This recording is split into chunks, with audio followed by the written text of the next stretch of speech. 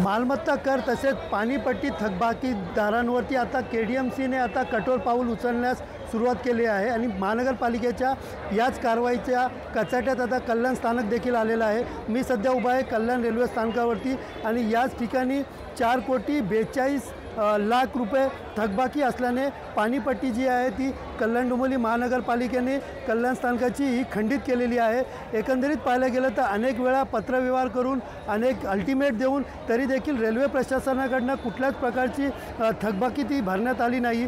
तर दुसरीकडे पाहायला गेलं तर अभय योजना सुरू आहे आणि या योजनेचा फायदा घेत 32 लाख रुपये कमी देखील करण्यात आलं होतं व त्यानंतर देखील रेल्वे प्रशासनाला सूचना देण्यात आली होती। मात्र रेल्वे प्रशासनाने अभय योजनेचा फायदा पण घेतला नसून या ठिकाणी पाणी पुरवठा जो आहे स्थानकाचा हा खंडित झालेला आहे। एकंदरीत कल्याण स्टेशन हे महत्त्वाचं स्टेशन आहे। या ठिकाणी दररोज 10 लाखपेक्षा जास्त प्रवासी प्रवास करतात। लांब पल्ल्याच्या गाड्याचा प्रवासी या ठिकाणी मोठ्या प्रमाणात जा ये करत असतात आणि अशातच स्टेशनवरचा पाणी पुरवठा खंडित झाल्याने प्रवाशांना मोठ्या प्रमाणात त्रास सहन करावा लागत आहे।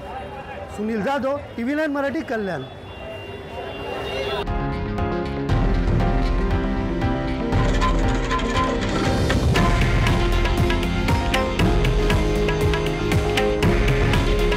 हे आहे देशातील नंबर 1 न्यूज नेटवर्क आणि आपण पाहत आहात TV9 मराठी। काळजी तुमची, हित महाराष्ट्राचं।